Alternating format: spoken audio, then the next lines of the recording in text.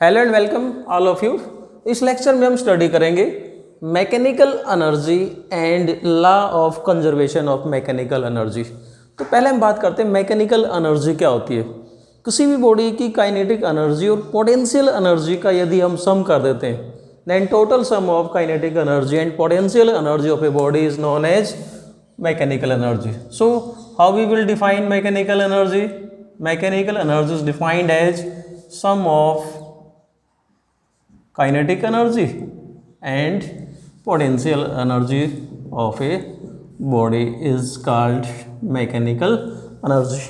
Or if we write mechanical energy as E, then total mechanical energy is given as kinetic energy plus potential energy. In this relation, E is mechanical energy, K क्या है kinetic energy और V क्या है potential energy. इन दोनों energy का जो सम है वो क्या कहलाता है? Mechanical energy. देखो इसका मतलब क्या हुआ? Sum of kinetic and potential. If a body have only kinetic energy then its potential is zero. If a body have only potential energy then its kinetic is zero. If a body have both some potential energy and some kinetic energy, for example suppose a body is moving from top to bottom. यदि हम किसी वस्तु को नीचे से ऊपर लेके चलते हैं राइट, तो क्या कर रहे हैं हम? इस बॉडी को मूव करवा रहे हैं, it means it has kinetic energy. इसकी पोजीशन को चेंज कर रहे हैं, इट हैज़ पोटेंशियल एनर्जी। दोनों प्रकार की एनर्जी का सम कर देंगे, क्या होगा? That is mechanical energy right. देखो मैकेनिकल एनर्जी के यदि हम एग्जाम्पल्स की बात करें, examples of mechanical energy, then examples of mechanical energy are very simple to observe in daily life. For example, a moving car has mechanical kinetic energy, right? We can say that a moving car has mechanical kinetic energy, right? If an object is raise to some height, किसी object को हमने नीचे से उठा के ऊपर रख दिया, it has mechanical potential energy. इसी प्रकार से सपोज ए टॉय, यदि हम किसी खिलौने की बात करते हैं, उस खिलौने के अंदर देखा हो ना चाबी वाले जो खिलौने होते हैं उनके अंदर हम चाबी भरते हैं, तो क्या करते हैं? बेसिकली हम उस खिलौने की पोटेंशियल एनर्जी को चेंज करते हैं। और जैसे ही आपने देखा होगा खिलौने में चाबी भर के आप नीचे रख दो फर्श पे, खिलौना चलने लगता है, तो क्या हुआ? उसके अंदर जो पोटेंशियल एनर्जी थी वो किस में कन्वर्ट हो रही है? काइनेटिक एनर्जी है। इसी प्रकार से देखा होगा आपने कभी कि बच्चे जो गन चलाते हैं, टॉय गन लेके आते हैं, उसको ऊपर एक बार मोड़ते हैं फिर फोल्ड करते हैं, उसमें से जो स्प्रिंग होती है वो स्प्रिंग फोल्ड होती है, तो क्या है उसके अंदर? Potential energy. जब उस गन से बुलेट को फायर करते हैं, बुलेट के अंदर क्या आ गई? Kinetic energy. तो इन दोनों प्रकार की एनर्जी का सम क्या कहलाता है? Mechanical energy right. So we can say that sum total of kinetic energy and potential energy is called mechanical energy, or we can say that mechanical energy of a body converts to potential and potential converts to kinetic, and sum of these two at any time is called mechanical energy. Now we will discuss law of conservation of mechanical energy. Now what is law of conservation of mechanical energy? देखो क्या कहते हैं law of conservation of mechanical energy. Total mechanical energy of a system remains conserved if the forces doing work on the system are conservative forces. देखो ये हमें ध्यान में रखना है, यहाँ पर जो सबसे एसेंशियल कंडीशन क्या है कि किसी बॉडी की जो मैकेनिकल एनर्जी है वो कंजर्व कांस्टेंट कब रहेगी? उसी केस में कांस्टेंट रह सकती है जब फोर्सेस कैसे हो? कंजर्वेटिव फोर्सेज हो।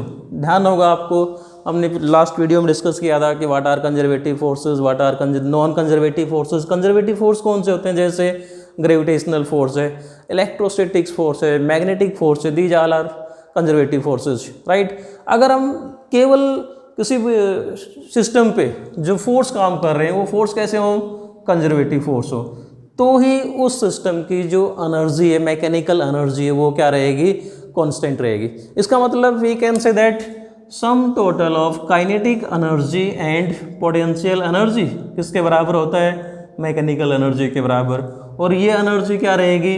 कांस्टेंट। कंडीशन क्या है? If forces are conservative forces. अगर ये कंडीशन फॉलो होती है then we can say that mechanical energy remains constant. Otherwise mechanical energy constant नहीं रहेगी, क्योंकि जो काइनेटिक एनर्जी है ये अपने आप में यूनिवर्सल रूल नहीं है। Law of conservation of potential energy it also converts one form from one form to another form. ये जो एनर्जी ऐसी हैं जो एक फॉर्म से दूसरी फॉर्म में कन्वर्ट हो जाती हैं, राइट। लेकिन यहाँ पर देखो हम बात क्या कर रहे हैं, यदि फोर्सेज कंजर्वेटिव हो तो जितना काइनेटिक एनर्जी में चेंज आएगा वो किस में कन्वर्ट हो जाएगा, पोटेंशियल में। यदि पोटेंशियल में चेंज आ रहा है तो वो किस में कन्वर्ट हो जाएगा, काइनेटिक में। लेकिन दोनों का जो सम रहेगा वो हमेशा क्या रहेगा, कांस्टेंट, राइट। इसको हम क्या कहते हैं, law of conservation of mechanical energy. मतलब इसका मतलब क्या, देखो if a body have zero kinetic energy it means it has total potential energy. If a body has zero potential energy then it has only kinetic energy. If a body has some kinetic energy as well as potential energy, दोनों का sum क्या हो गया, constant. मतलब one form kinetic energy can be converted to potential can be converted to kinetic, और both type of energy may be present and their total sum remains constant. This is law of conservation of mechanical energy. देखो यहाँ पर हम एक चीज़ और discuss करते हैं। If the forces are non-conservative forces, for example a moving car has kinetic energy, right? When brakes are applied, then some kinetic energy is lost due to friction, right? तो वहाँ पर वो जो kinetic energy loss हो गई किस कारण से, फ्रिक्शन के कारण से, वहाँ फोर्स कौन से हैं, नॉन कंजर्वेटिव। यदि हम वहाँ पर टोटल एनर्जी का सम निकालेंगे तो वो कांस्टेंट नहीं आएगी, क्योंकि कुछ ना कुछ एनर्जी का लॉस हो गया, किस रूप में, ड्यू टू फ्रिक्शन के कारण से। और ये कह दें कि some energy is also lost due to air resistance, right, और some energy is lost due to heat के कारण से भी कुछ ना कुछ एनर्जी का लॉस हो जाता है। When brakes are applied some heat is produced, there is some loss of energy. So उस केस में टोटल एनर्जी कांस्टेंट नहीं रह सकती। इसलिए हम बात किसकी करते हैं, जब मैकेनिकल एनर्जी कांस्टेंट केवल तब ही रहेगी जब फोर्सेस कैसे हो, कंजर्वेटिव फोर्स हो, राइट। अब हम एक एक्सपेरिमेंटल डेमोन्स्ट्रेशन करेंगे कि टोटल एनर्जी या मैकेनिकल एनर्जी किस प्रकार से कांस्टेंट रहती है। देखो नेक्स्ट हमें क्या प्रूव करना है कि मैकेनिकल एनर्जी कांस्टेंट रहती है, और इसको प्रूव करने के लिए हम एक सिंपल सा एग्जांपल ले रहे हैं, ठीक है। टॉपिक क्या है हमारा, इलस्ट्रेशन, मतलब how we will show illustration of the law of conservation of mechanical energy. Suppose we have a body of mass m at a height h from ground. ये मान लेते हैं हमारे पास में दिस इज ग्राउंड, और ground से h height पे we have a body of mass m, right. इस बॉडी का हमने मास क्या मान लिया, m. Now suppose this body is dropped from this height h. Now if we calculate kinetic energy, potential energy and prove that their sum remains always constant, right? So देखो हमने क्या कंसिडर किया है कि let us consider a body of mass m at a height h above ground is falling freely under gravity. हमने ये मान लिया ग्राउंड से h हाइट पे ये हमारे पास में कोई बॉडी जिसको हमने फ्रीली फॉल करवाया है, मतलब जिसको we have drop this body, इसका मतलब it is falling freely. Now at point A, हम यहाँ पर कोई 3 पॉइंट मान लेते हैं। एक पॉइंट में ले लेता हूँ A, this is another point B, और फाइनली जब ये बॉडी ग्राउंड पे फॉल करेगी इस पॉइंट को हम नाम दे देते हैं C। अब हमारा एम क्या है, अगर हम ये प्रूव कर दें कि इस पॉइंट ए पे इस बॉडी की मैकेनिकल एनर्जी, पॉइंट बी पे मैकेनिकल एनर्जी और पॉइंट सी पे मैकेनिकल एनर्जी कांस्टेंट रहेगी, then we can say that total energy remains constant. So basically हम यहाँ पर क्या करेंगे, पॉइंट ए पे इस बॉडी की काइनेटिक एनर्जी और पोटेंशियल एनर्जी दोनों को निकाल लेंगे। इसी प्रकार से पॉइंट बी पे काइनेटिक एनर्जी और पोटेंशियल एनर्जी। सो हम पहले बात करते हैं एट पॉइंट ए। यदि हम एट पॉइंट ए पे इस बॉडी की काइनेटिक एनर्जी निकाल लें, at point A kinetic energy कितनी होगी, this body is at rest at point A, मतलब हमने इसको ड्रॉप करवाया है, it means initially it is at rest. देखो याद कर लो, जब भी ये स्टेटमेंट आती है कि बॉडी इज ड्रॉप्ड या ये बॉडी स्टार्ट्स, तो उस केस में इनिशियल वेलोसिटी हमेशा क्या होती है, 0। सो पॉइंट ए पे इस बॉडी की काइनेटिक एनर्जी कितनी होगी, 0। If we calculate mechanical energy, potential energy, then potential energy is given by the relation mgh. This is potential energy, right. देखो पोटेंशियल एनर्जी क्या होती है, mgh पोटेंशियल। देखो सपोज यहाँ से हम इस फॉर्मूले को ऐसे समझ सकते हैं कि ये हमारे पास में कोई बॉडी है जिसका मास कितना था m, तो m मास है, वेट कितना होगा mg। जब इसको हम h हाइट से ऊपर लेके जाते हैं तो वर्क हमें कितना करना पड़ेगा, फोर्स इनटू डिस्प्लेसमेंट। और इस बॉडी को उठाने के लिए कम से कम कितना फोर्स चाहिए, इसके वेट के बराबर, mg के बराबर। हाइट कितनी है ये h।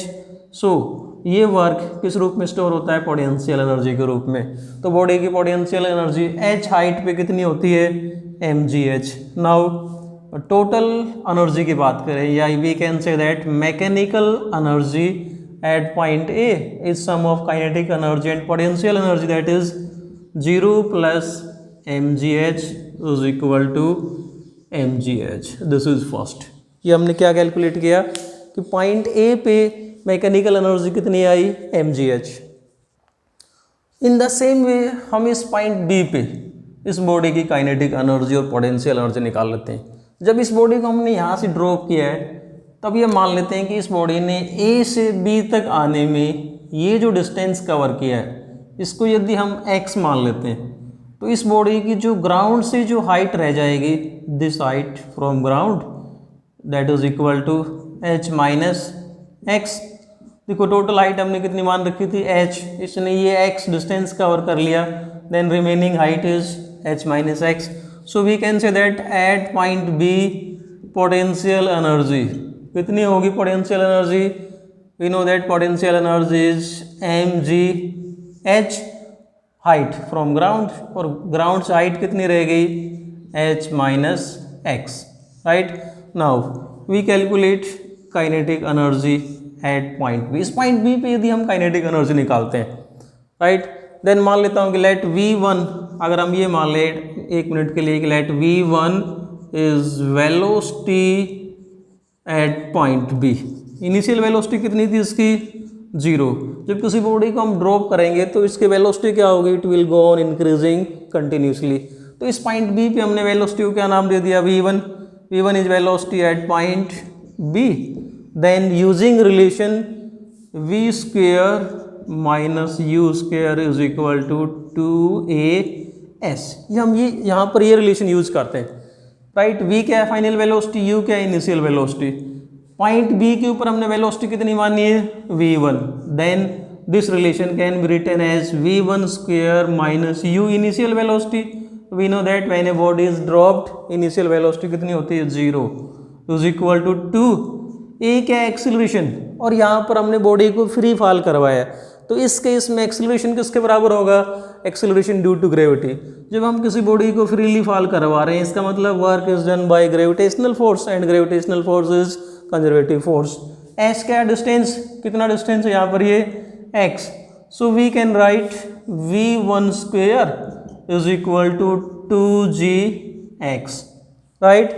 Now if we calculate kinetic energy, अगर हम यहाँ पर इस बॉडी की काइनेटिक एनर्जी निकालते हैं, काइनेटिक एनर्जी एट B क्या होती है kinetic energy, we know that formula of kinetic energy is half mv square. Half m is mass of the body and velocity कितनी थी, v1, हाफ mv1 का स्क्वायर, और we can write it as, देखो ये जो हमारे पास में v1 का स्क्वायर किसके बराबर आया है, 2gx। यदि इस फार्मूले में मैं हाफ m v1 स्क्वायर की जगह क्या पुट कर देंगे, 2gx, देन 2 से 2 कैंसिल हो गया, हमारे पास में जो काइनेटिक एनर्जी आएगी that is equal to mgx, right. देखो अब हमारे पास में ये तो थी पोटेंशियल एनर्जी, राइट। इसको मान लेते हैं सेकंड और इसको मान लेते हैं थर्ड। फर्स्ट हमने पहले मान ली थी। If we calculate mechanical energy at point B, देखो मैकेनिकल एनर्जी निकालोगे पॉइंट B पे, mechanical energy at point B, then mechanical energy is equal to potential energy plus kinetic energy. Potential energy हमारी कितनी है, mg into h minus X, plus kinetic energy आपने क्या निकाल ली है, mg x। पुट कर देते हैं, क्या आएगा, देखो ये mg into H minus M G X plus this is M G X minus M G X plus M G X cancel हो गया, कितना आ गया M G H, this is mechanical energy. Again देखो पॉइंट बी पे mechanical energy कितनी आई है M G H, point A पे कितनी आई थी mechanical energy M G H, point B पे भी कितनी निकाल दी हमने एम जी एच। इसी प्रकार से बात करेंगे पॉइंट सी पे। एट पॉइंट सी, देखो पॉइंट सी पे यदि हम पोटेंशियल एनर्जी निकालें then the body reaches to point C is at ground, then height is 0, we can say that potential energy is 0, right? Now we will calculate kinetic energy at point C।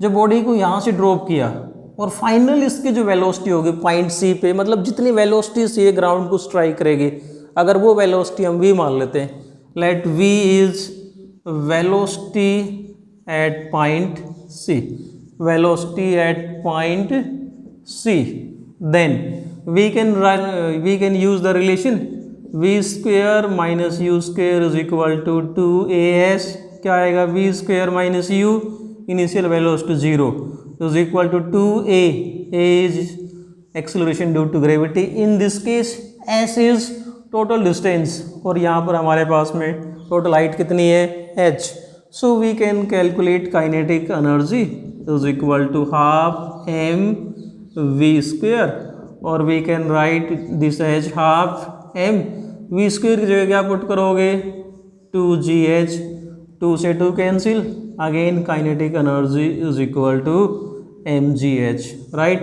So if you calculate mechanical energy, देखो इस case में यदि हम mechanical energy निकालेंगे then potential energy is 0, kinetic energy is mgh, mechanical energy क्या आएगी हमारे पास में kinetic energy plus potential energy, kinetic energy is mgh, potential energy is 0, so again mechanical energy is equal to mgh।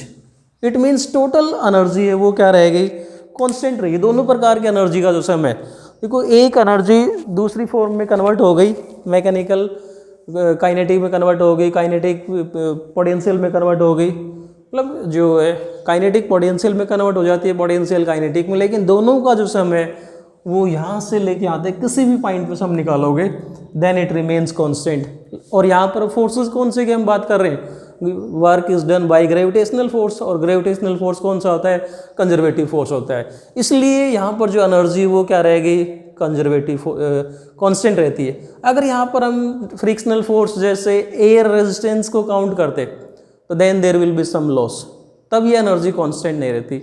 इसलिए हम ये कहते हैं कि मैकेनिकल एनर्जी कांस्टेंट केवल तभी रहती है जब फोर्सेस कैसे हो कंजर्वेटिव फोर्स हो। देखो सेम डायग्राम को ये जो हमारे पास में केस था, इस डायग्राम को हम इस प्रकार से ग्राफिकली भी समझ सकते हैं कि पॉइंट ए पे ये जो बॉडी थी, इस बॉडी पे पूरी की पूरी एनर्जी कौन सी थी potential energy, right. Kinetic energy 0 थी इनिशियली, जब हमने इसको ड्रॉप करवाया ए से सी तक पहुंचने में क्या हुआ, जो पोटेंशियल एनर्जी वो लगातार कम होती आ रही है और फाइनली किस में कन्वर्ट हो गई थी काइनेटिक एनर्जी में, पूरी पोटेंशियल एनर्जी किस में कन्वर्ट हो गई काइनेटिक एनर्जी में। यदि हम ए से सी तक आते हैं then we can say that potential energy goes on decreasing, right. A से सी तक आ रहे हैं तो पोटेंशियल एनर्जी क्या हो रही है डिक्रीज हो रही है, और जब हम ए से सी तक चलेंगे तो काइनेटिक एनर्जी सेम रेशियो में, जिस अनुपात में पोटेंशियल एनर्जी कम होगी उसी अनुपात में इस बॉडी की ए से सी तक जाने में जो काइनेटिक एनर्जी है that will go on increasing at the same height. अगर हम ये डायग्राम प्लॉट कर लेते हैं, ये हाइट h थी ये वाली, जो ये हाइट h ए से सी तक जाने में क्या हुआ, this is potential energy, potential energy कम हुई, काइनेटिक एनर्जी क्या होती जा रही है इंक्रीज होती जा रही है, राइट। सी के ऊपर क्या हुआ, देखो पूरी की पूरी पोटेंशियल एनर्जी 0 होगी, लेकिन सी पे जो काइनेटिक एनर्जी वो क्या हो गई इंक्रीज होगी। अगर हम दोनों प्रकार की एनर्जी का सम कर देंगे किसी भी टाइम पे, इन दोनों का सम करेंगे पोटेंशियल का और काइनेटिक का, then it will be equal to total mechanical energy. then this line represents mechanical energy and it is clear that in going from A to C, A से C तक fall करने में इस body की जो mechanical energy वो क्या रह रही है, देखो कांस्टेंट है। बस क्या हुआ, पोटेंशियल किस में कन्वर्ट होती जा रही है, काइनेटिक में। सी पे पूरी की पूरी पोटेंशियल जीरो, किस में कन्वर्ट हो गई, काइनेटिक में। ए पे काइनेटिक जीरो थी, पूरी एनर्जी कौन सी है, पोटेंशियल है, राइट। तो ये था हमारे पास में concept law of conservation of mechanical energy. Thanks and keep on watching.